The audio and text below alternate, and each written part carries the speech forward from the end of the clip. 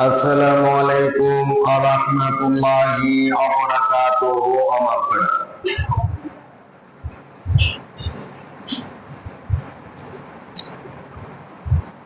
الصلاة والسلام عليك سيدي يا رسول الله. الصلاة والسلام عليك يا حبيب الله.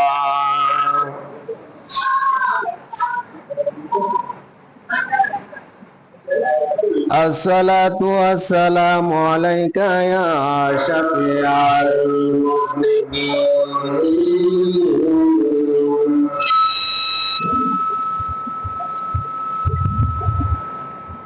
الصلاة والسلام عليك يا رحمة للعالمين.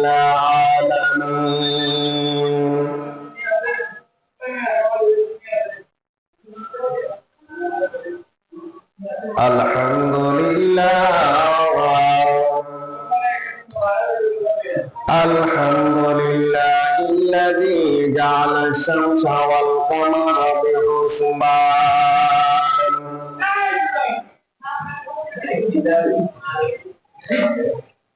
والنجم والشجر يسجدان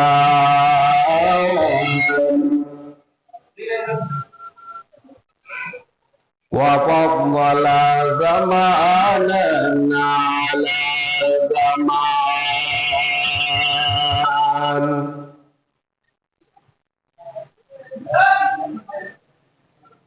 كما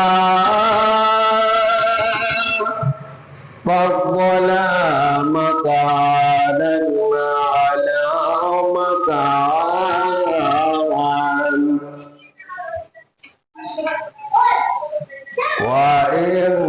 وإنسانا على إنسان.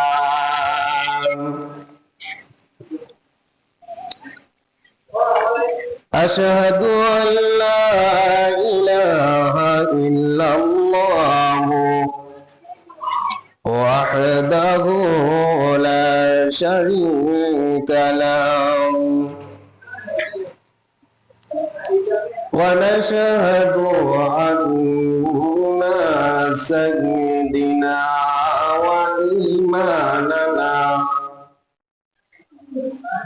وقدوتنا وسندنا وحبيبنا ومولانا محمد صلى الله عليه وسلم الذي أرسله بالحق بشيرا ونذيرا وداعيا إلى الله بإذنه وسراجا منيرا. সকলে আমার সাথে সাথে পড়না আউযু বিল্লাহি মিনাশ শাইতানির রাজিম। বিসমিল্লাহির রহমানির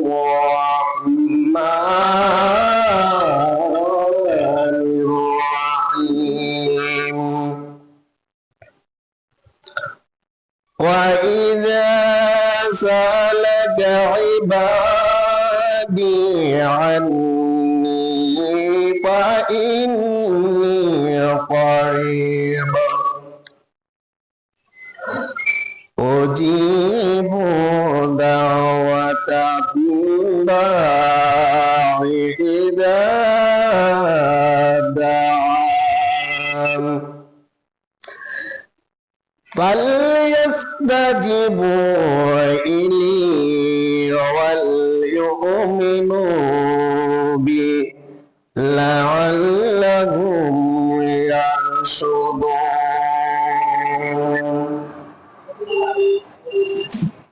সাদাকাল্লাহুল আযীম। في شان حبيبه ومحبوبه ومعشوقه مخبرا وآمرا. إن الله وملائكته يصلون على النبي يا أيها الذين آمنوا صلوا عليه وسلموا تسليما. اللهم صل على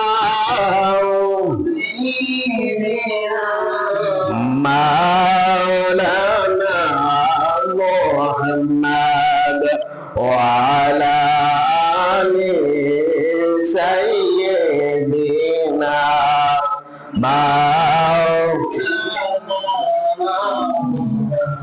দয়াল আল্লাহ দয়া করো, নসিব করো মদিনা। নূর নবীকে না দেখাইয়া কবর দেশে নিও না। আল্লাহুম্মা সাল্লি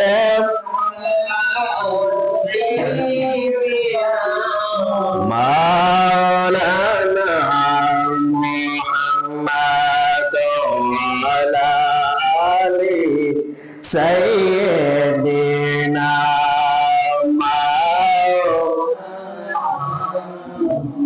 সটপট সটপট করে নবী অন্তরে, সটপট সটপট করে নবী অন্তরে। বলুন সটপট সটপট করে নবী অন্তরে।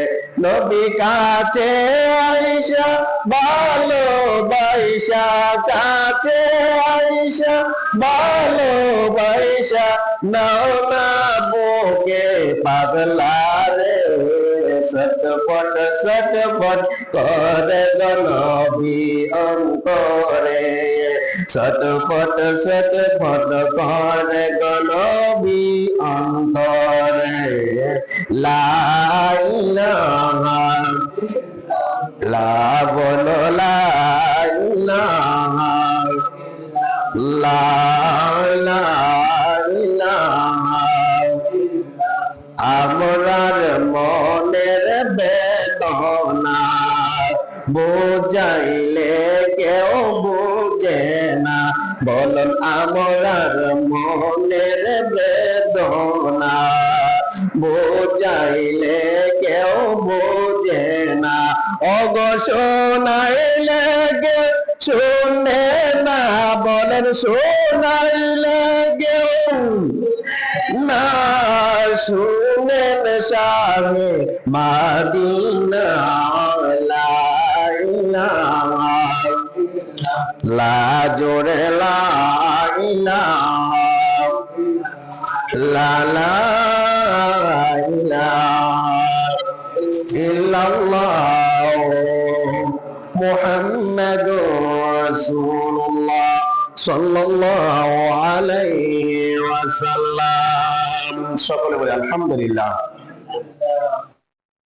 অধ্যকার ইমানি নুরানি আল্লাহ প্রেমিক, রসুল প্রেমিক, অলি প্রেমিক নওজোয়ান যুবক ভাইয়েরা, বিশেষ করে পর্দার আড়ালের মা ও বোনেরা, সকলের প্রতি আমার আবারও সালাম। আসসালামু আলাইকুম ওয়া রাহমাতুল্লাহি ওয়া বারাকাতুহু। মহান রব্বুল আলামিনের কাছে শুকরিয়া, আল্লাহ পাক আমাকে আপনাকে আল্লাহ নিজে হেফাজত করে আল্লাহর হুকুম, আল্লাহর ইবাদত করার মতো তৌফিক দিয়েছেন। সেজন্য মহান রব্বুল আলামিনের কাছে আমরা শুকরিয়া আদায় করি। সকলে বলে আলহামদুলিল্লাহ। লক্ষ কোটি দুরূদ সালাম সেই নবীজির কদম মোবারকে, যিনি আমার আপনার সকলের ঈমান। আল্লাহ পাক রব্বুল আলামিন তার কোটি কোটি বান্দা থেকে বাছাই করিয়ে আমাকে আপনাকে সেই নবীর উম্মত বানাইছেন। সেজন্য আমরা খুশি না বেজার? খুশি না? খুশি। আল্লাহ পাক রব্বুল আলামিন যে আমাদেরকে তার প্রিয় হাবিবের উম্মত বানাইয়া এই পৃথিবীতে প্রেরণ করেছেন, সেজন্য আল্লাহর শুকরিয়া আদায় করার দরকার আছে কি আছে না? অনেক পয়গম্বররা পর্যন্ত আবেদন করেছে, আল্লাহ বাতিল করে দিছে, আর আমরা কোনো আবেদন করি নাই। করছি না আল্লাহর কাছে? আল্লাহ তুমি আমাকে তোমার হাবিবের উম্মত বানাই দাও, এরকম আবেদন করেছি? করি নাই। আল্লাহ নিজে পছন্দ কইরা রুহ জগৎ থেকে বাছাই কইরা আমাদেরকে সেই নবীর উম্মত বানাইয়া তার ডায়েরির মধ্যে লেখা পৃথিবীর মধ্যে প্রেরণ করেছেন, ঠিক কিনা? সেই জন্য মহান রব্বুল আলামিনের কাছে আবারও শুকরিয়া আদায় করি। সকলে বলে আলহামদুলিল্লাহ। আমার বাবাজিরা, বিশেষ করে আজকের জুম্মার দিন, জুম্মার আজান যখন মানুষ শুনবে তখন দলে দলে কোথায় আসবে? মসজিদে আসবে। আল্লাহ এমনও বলেছেন, আজান দেওয়ার সাথে সাথে তোমরা দোকানপাট কি করে দাও? বন্ধ করে দাও। দৌড়িয়ে কোথায় আসো? মসজিদে আসো। দৌড়িয়ে বলতে এখানে ওই দৌড়াদৌড়ির জন্য নয়, অর্থাৎ তুমি প্রস্তুত নিয়ে তুমি মসজিদের দিকে কি করো? অভিমুখী হও, মসজিদে প্রবেশ করো। মসজিদে প্রবেশ করলে লাভবান। সুবহানাল্লাহ বলে।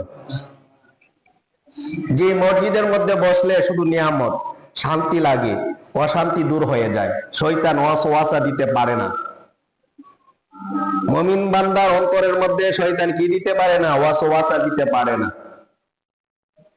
একটা শয়তান মসজিদে সহজে ঢুকতে পারে না। সে হয়তো তোমার আমার আপনার সকলেরই বারিন্দার থেকে ওয়াসওয়াসা দেওয়ার জন্য পরিকল্পনা করে, কিন্তু ওয়াসওয়াসা দেওয়ার মতো তার কি ক্ষমতা নাই। বাহির থেকে ভিতরে ঢুইকা, বাহির থেকে সে ইশারা দিতে পারে, ইঙ্গিত দিতে পারে। তখন তার দিকে যখন আমরা নজর দিব, তখনই আমরা তার ওয়াসওয়াসাটা সে অন্তরের মধ্যে প্রবেশ করে দিবে। তখনই মানুষ দুষ্টামি করে মসজিদের মধ্যে। বুঝছেন কি কইছি? দেখবেন ডং ডাং করে মসজিদে ঢুইকা এরে গুতা মারে, হেরে গুতা মারে, উরে গুতা মারে, উরে গুতা মারে। আল্লাহর ঘরে ইবাদত করার জন্য আইছি, তারপরে গুতাগুতি শেষ হয় না। আল্লাহু আকবার কোন এটা আল্লাহ খুশি হন যে বান্দা দেহ আমার ইবাদত কইরা গুতাগুতি করে।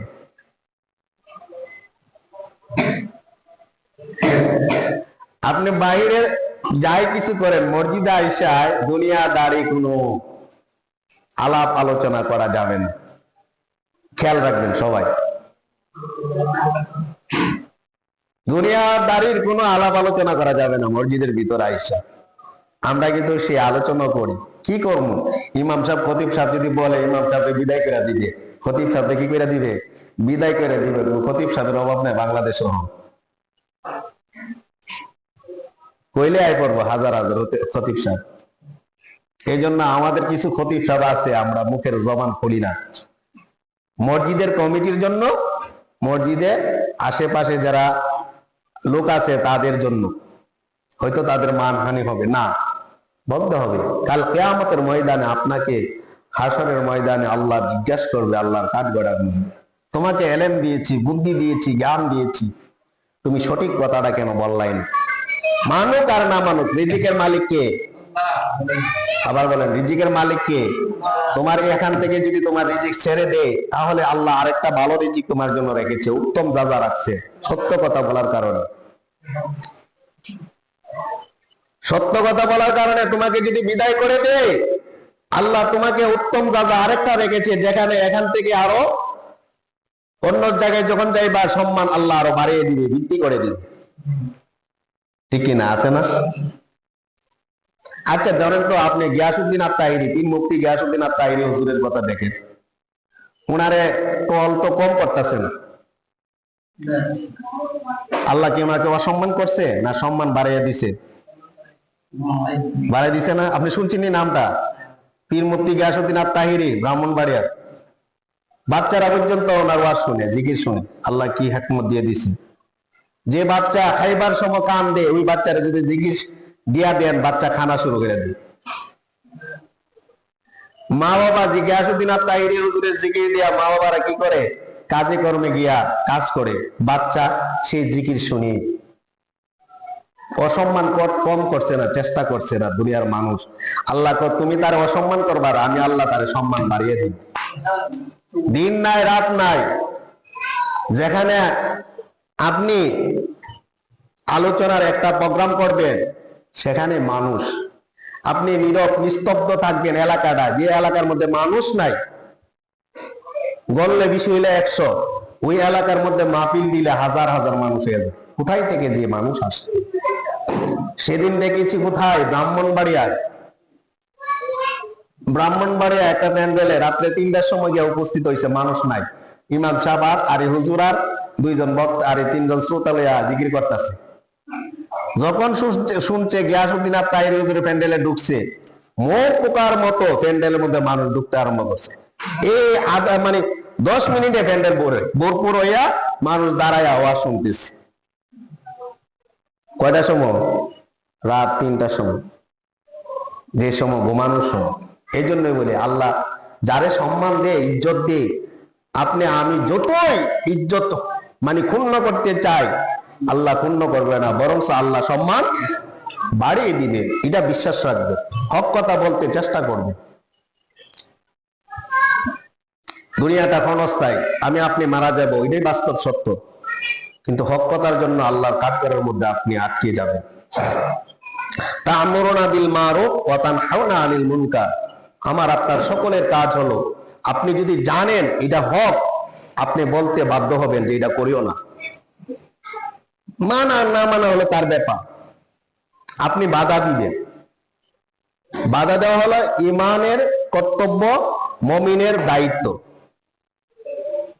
যারা ঈমানদার তার হলো কর্তব্য, আর মুমিনের কি তা দায়িত্ব। মানা না মানা তার ব্যাপার, আপনি গিয়ে আল্লাহর দরবারে বলতে পারবেন। আপনাকে যদি জিজ্ঞাসা করে তোমার সামনে সে শিরকের কাজ করছে, তুমি কেন বললাই না, ছাড়বে না সেদিন।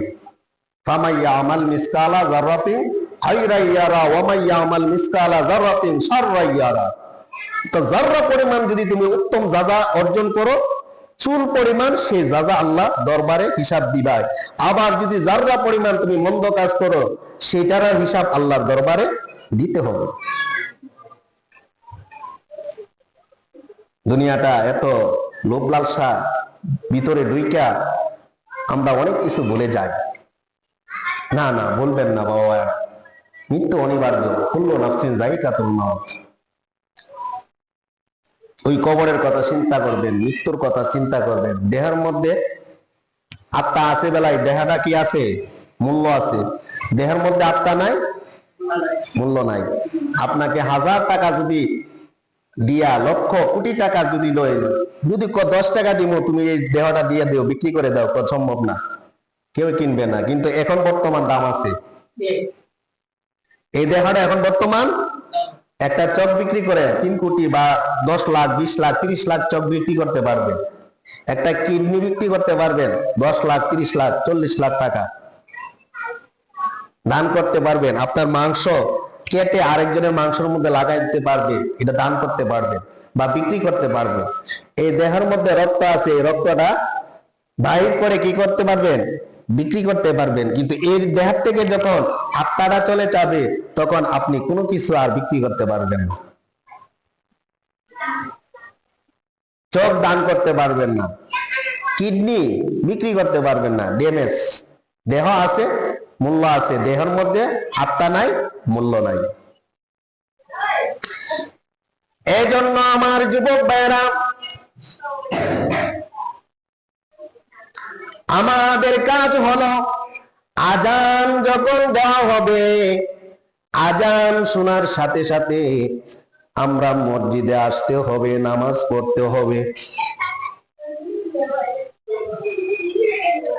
আজকে আমরা আজান দিতে লজ্জা বোধ করি। আমরা কেমন মুসলমান? আমি যদি আমার মুরব্বী বাবাজিদেরকে বলি, আমি যদি ইয়াং জেনারেশন ছেলেদেরকে বলি, ও যুবক ভাইরা তোমরা আজান দাও, তুমি আজান দাও, সে বলবে আমার দ্বারা সম্ভব হবে না।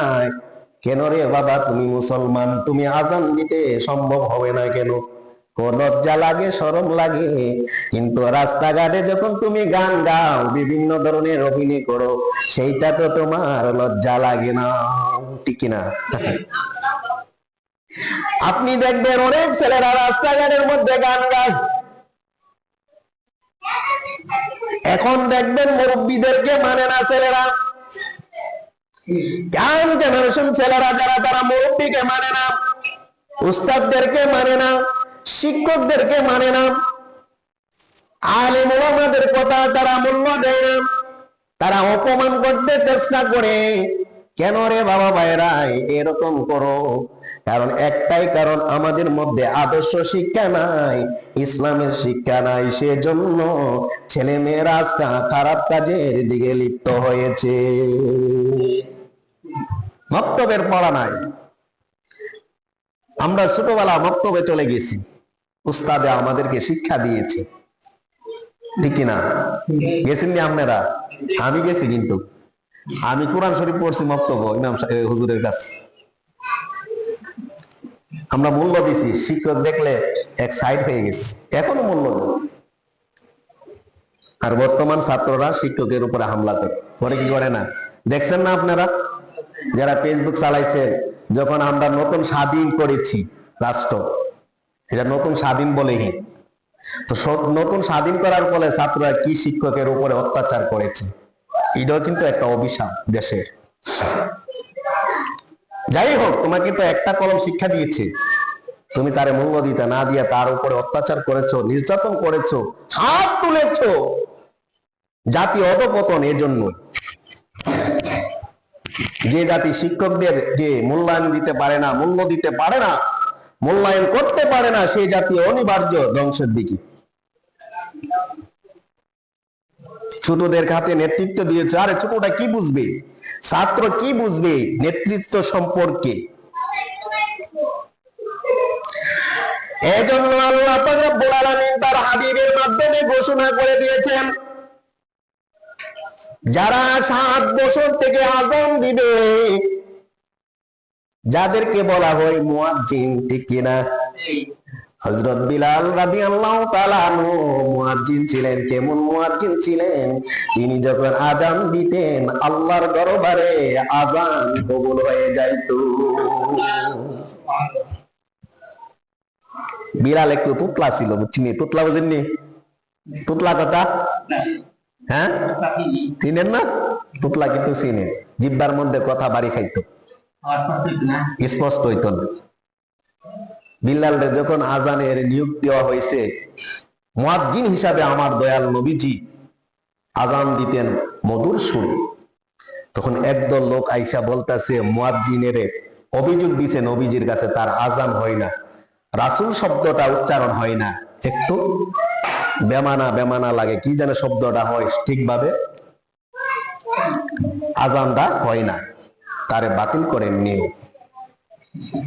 তারে নিয়োগ কি করেন? বাতিল করেন।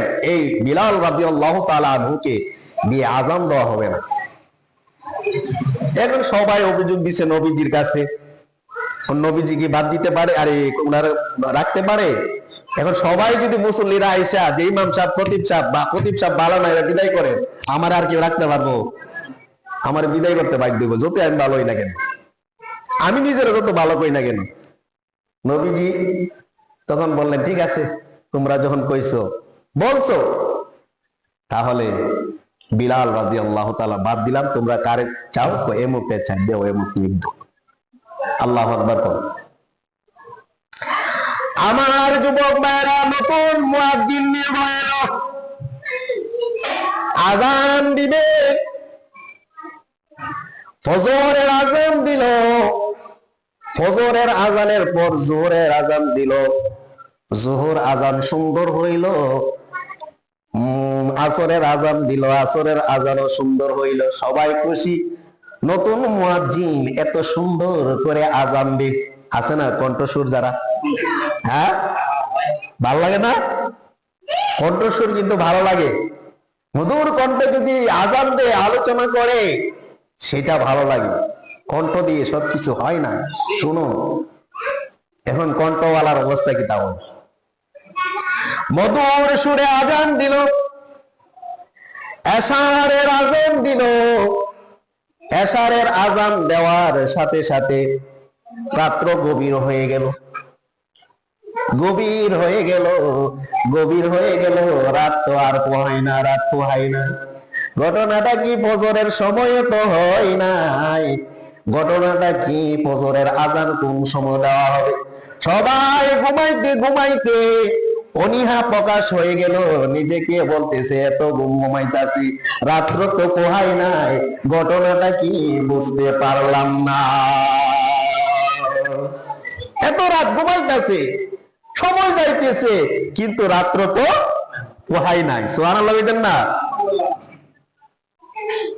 সবাই আশ্চর্যিত হয়ে গেল। ঘটনাটা কি? এত সুন্দর একজন মুয়াজ্জিন আমরা নিয়োগ দিলাম, এশারের আজান দিল, কিন্তু ফজরের আজানের সময় হইতাছে না। আমরা তো ঘুমাইয়া শেষ করতে পারতেছি, অর্থাৎ ঘুমাইতে ঘুমাইতে অনীহা এসে পড়লো, তারপরে রাত্র শেষ হয় নাই। আমার দয়াল নবীজির কাছে আবার ঠিক তারা অভিযোগ দিল, ইয়া রাসূলুল্লাহ, নবী গো, ও মায়ার নবীজি, আজকে তো রাত্র অনেক হয়ে গেল, কিন্তু ফজরের আজানের তো সময় হয় নাই। আমরা তো ঘুমাইতে ঘুমাইতে আর ভালো লাগে না, রাত্র তো পোহাই নাই। ঘটনাটা কি গো নবীজি? আমরা তো বুঝতে পারি নাই। আমার দয়াল নবীজি নীরব রইলেন। ঘটনাটা তো নবীজি বুঝতে পারলেন, ঠিক না? নবীজি বুঝতে পারছেন নি? এত সুন্দর আজান দিল, আজান দেওয়ার বলে, আজান দেওয়ার বলে রাত্র পোহায় নাই, ফজরের আজানের সময় হয় নাই। ঘটনাটা কি? এইভাবে যখন প্রত্যেকটা মানুষ আমার দয়াল নবীজির কাছে এইভাবে অভিযোগ দিতে লাগলো, আজান দিল, আজানের এশারের পরে আর ফজরের আজানের সময় হয় নাই। ঘটনাটা কি? শেষ পর্যায়ে একজন লোক ডাক দিয়া বলল, ইয়া রাসূলুল্লাহ, নবী গো, ইয়া রাসূলুল্লাহ, নবীজি, আমরা যে বিলালকে নিয়োগ দিয়েছিলাম, সেই বিলালকে আবার নিয়োগ দেন। চিৎকার করে বলুন সুবহানাল্লাহ। দেখছেন? বিলালকে আবার নিয়োগ দেন। তো নবীজি আবার বললেন, তোমরা কি বলো বিলালকে আবার নিয়োগ দিতাম? হ্যাঁ, বিলালকে আবার নিয়োগ দেন, দেখি বিলালের আজান দেওয়ার ফলে রাত্র পোহায় কিনা। আল্লাহু আকবার বলেন না? বিলালের কণ্ঠ নেই, কিন্তু মায়া আছে, মমতা আছে। আল্লাহ এই কণ্ঠটাকে কবুল করে নিয়েছেন। আবার যখন বিলালকে নিয়োগ দেওয়া হলো আজানের মুয়াজ্জিন হিসাবে, ও যুবক ভাইরা, ওই আজানের নিয়োগ দেওয়ার সাথে সাথে ফজরের নামাজের সময় হয়ে গেল। বিলাল রাদিয়াল্লাহু তাআলা ওই ফজরের আজান দিল, আজান দেওয়ার ফলে রাত্র পোহাইলো। এই জন্য আল্লাহ যারে পছন্দ করে, আপনি আমি যারে ঘৃণা করি, সেইটা আমার আপনার ভুল। আল্লাহ যারে পছন্দ করেছেন, সে আল্লাহর কাছে সবচাইতে প্রিয় হয়ে যায়। বন্ধুরা আমার, তাহলে আজান দিতে হবে এমন ভাবে। আর মুয়াজ্জিন সম্পর্কে আমার নবী, আপনার নবী রাহমাতুল লিল আলামিন নবীজি বলেছেন, হাসরের ময়দানে সবার মাথার উপরে থাকবে মুয়াজ্জিনের মাথা। গাড়টা কি সবার উপরে থাকবে। তখন একদল জিজ্ঞাসা করবে, তাদের গাড় এত লম্বা কেন? আল্লাহু আকবার বলেন না? আমার আল্লাহর কাছে অভিযোগ দিবে। অভিযোগ বলতে জানতে চাইবে, আল্লাহ গো, ও আল্লাহ, এই যে বান্দাগুলা আমি দেখতেছি, বান্দাগুলার গাড় গুলা এত লম্বা কেন? আল্লাহ ডাক দিয়ে বলবে, তোমরা কি তাদেরকে চিনো না? তো না, তাদেরকে তো চিনি না। তো তারা হলো দুনিয়ার মুয়াজ্জিন। তারা কি? দুনিয়ার মুয়াজ্জিন। আল্লাহু আকবার বলেন। তাহলে দুনিয়ার মুয়াজ্জিনের দাম আছে কি আছে না? শুধু তাই নয়, আমার যুবক ভাইরা, আল্লাহ পাক রব্বুল আলামিন আজকের হাদিসের মধ্যে সুন্দরভাবে ঘোষণা করেছেন যে মুয়াজ্জিন হবে আল্লাহ পাক রব্বুল আলামিন তার জীবনের গুনাহ মাফ করে দিবেন। মুয়াজ্জিন যারা তাদেরকে আল্লাহ জীবনের গুনাহ মাফ করে দিবেন। ইমাম সাহেব কইছে না যে আল্লাহ তার জীবনের গুনাহ মাফ করবে, চিন্তা করছেন? মুয়াজ্জিনরা বলছে আল্লাহ তার ছোট্টবেলা 7 বছর থেকে যখন সে মুয়াজ্জিনি করবে বা মুয়াজ্জিনে নিয়োগ হবে আল্লাহ তার জীবনের গুনাহ মাফ করে দিবেন। কিন্তু খতিব সাহেব ইমাম সাহেব কইছে না যে আল্লাহ তার জীবনের গুনাহ মাফ করবেন। আল্লাহ কি সম্মান দিয়েছেন মুয়াজ্জিনদেরকে। আজকে আমরা মুয়াজ্জিনকে অবহেলা করি, করি কি করি না? হ্যাঁ, আমরা নিজেরা মসজিদের কাজ করতে চাই না। মুয়াজ্জিন সাহেব আপনি কি কাজ করতে পারেন না? ওই কি কই না, এই যে ইয়া লাগিয়া লইছে, মহিলা লাগিয়া লইছে, আপনি সাফ করতে পারেন না? কিরে, আপনি সাফ করলে কি অসুবিধা হয় না? সম্মান খানি হয়। মসজিদের খেদমত করবেন, এটা মসজিদের একটা অংশ, বলতে কাবার অংশ। সুবহানাল্লাহ বলেন। কাবা শরীফে এই বাঙালি যারা আছে কাবা শরীফে খেদমত করার জন্য পাগল, আল্লাহ আমারে নসিব করে দাও কাবা শরীফে খেদমত করার জন্য যারা কাজ করতে যায়। আর আমরা মসজিদের এই যে মহিলা লাগিয়ে লইছে, আমরা চোখে পড়ে আমরা সাফ করি না। ইমাম সাহেব আর খতিব সাহেব বা মুয়াজ্জিন সাহেব বলি, খতিব সাহেব আপনি বইলা দিয়েন ইমাম সাহেব মসজিদরা যেন ঝাড়ু দেয়। সভাপতি সাহেব বলে, বলে কি বলে না? আরে সভাপতি মান ইজ্জত আরে না, আমি না সম্ভব না, আমার দ্বারা সম্ভব না। কিরে, মুয়াজ্জিন আছে না, মুয়াজ্জিনকে কি টাকা দিয়ে রাখছি না? এভাবে বলে কি বলে না? বলে। বাবা ভাইরা এগুলা বলবেন না। মুয়াজ্জিনদের সম্মান দিবেন, ইমাম সাহেবকে সম্মান দিবেন, খতিব সাহেবকে সম্মান দিবেন। সবার, প্রত্যেকটা মসজিদে, আমি না শুধু আমার ক্ষেত্রে আমি কথাটা বলতেছি না, সবাই। আর একটা ইমাম মুয়াজ্জিন খতিব সাহেবকে নিয়ে এলাকায় যাই কিছু করবেন, পরামর্শ নিয়ে করবেন। আপনারও সিদ্ধান্ত ঠিক আছে, তারপর ওনার সাথে একটু পরামর্শ করবেন। পরামর্শ করে কাজ করলে কাজটার মধ্যে সফলতা আসবে। আপনার কিন্তু কর্তব্য ওই ইমাম সাহেব এবং খতিব সাহেবকে জানানো। আপনার এলাকার উনি নেতা, উনি নেতা, বড় নেতা যারা তারা মূলত নেতা নয়, কোরআন হাদিসের ভিত্তিতে উনি হলেন সবচাইতে বড় নেতা। ওনার পরামর্শ নিয়ে আপনারা কাজ করতে হবে। দেখা গেল মুয়াজ্জিন ইমাম সাহেবের কোনো খবরই নাই, খতিব সাহেবের খবরও নাই, আমরা সিদ্ধান্ত খতিব সাহেব এই কালকে আপনি থাকতে হবে, খতিব সাহেব থাকতে হবে, না থাকতে হবে, খতিব সাহেব আগে বুঝছেন খতিব সাহেবের কি আর কোনো কাজ নাই? এই জন্য আমি বলবো আপনারা সবাইকে খতিব সাহেবের সাথে ইমাম সাহেবের সাথে রিলেশন রাখবেন, তাদের সাথে নিয়ে যখন কাজ করবেন কাজের মধ্যে সফলতা আসবে, আল্লাহ বরকত দিবে কাজের মধ্যে। আল উলামা ওয়ারাসাতুল আম্বিয়া, আলিম উলামা হলো নবীর উত্তরসূরি ওয়ারিস। এই জিনিসটাই খেয়াল রাখবেন।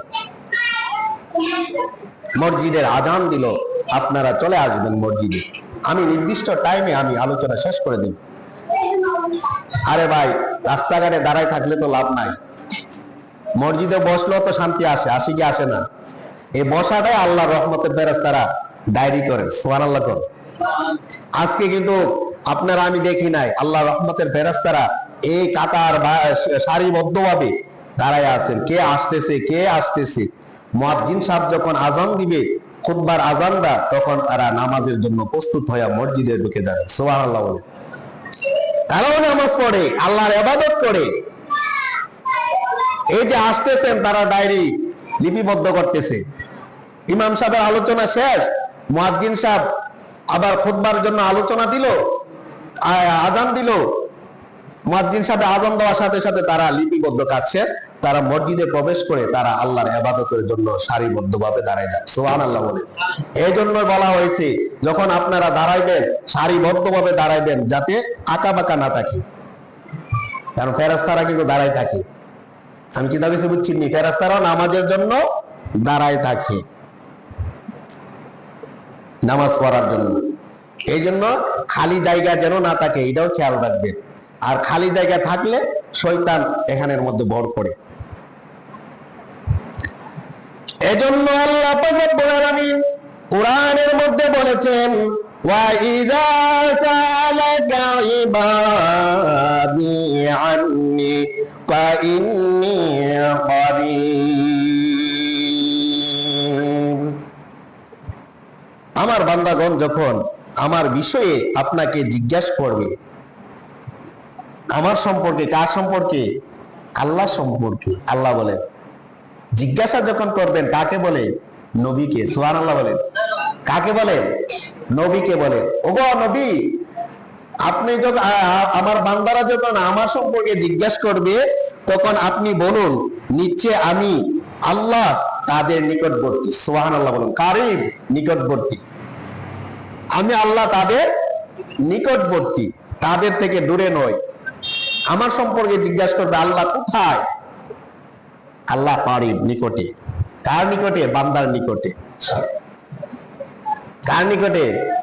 বান্দার নিকটে। বান্দার কেমন নিকটে? শিরা রোগ আছে না, এই ঘাড়ের মধ্যে একটা শিরা রোগ আছে, ওই রোগের আরো নিকটে আল্লাহ মুমিন বান্দার অন্তরের মধ্যে আছে। সুবহানাল্লাহ বলেন। সুবহানাল্লাহ। ওগো নবী, আমার সম্পর্কে আপনার উম্মত যারা আছে তারা জিজ্ঞাসা করবে, আমার বান্দা যারা আছে তারা জিজ্ঞাসা করবে আল্লাহ আল্লাহ কোথায়? আল্লাহ কোথায় আছেন? আল্লাহ কোথায় আছেন? আল্লাহ কি করেন? আল্লাহর কি ছেলে মেয়ে আসেনি? আল্লাহ কোথায় থেকে এসেছেন, কোথায় থেকে আসছেন? এইরকম ভাবে আপনার উম্মতরায়, আমার বান্দারা আপনাকে প্রশ্ন করবে। আপনি ডাক দিয়ে বলবেন, ওয়া ইযা সালাকা ইবাদি আন্নি ফাইন্নী কারীব। হে নবী, আপনি বলে দিন তাদেরকে যারা এরকম প্রশ্ন করবে, আমি আল্লাহ তাদের অন্তরে নিকটবর্তীতে আছি। শুধু তাই নয়, তারা আমাকে জিজ্ঞাসা করবে কোথায় থেকে আমি আল্লাহ এসেছি। আপনি বলে দেন, আল্লাহু আহাদ আল্লাহুস সামাদ লাম ইয়ালিদ ওয়া লাম ইউলাদ ওয়া লাম ইয়াকুল লাহু কুফুয়ান আহাদ। চিৎকার করে বলুন।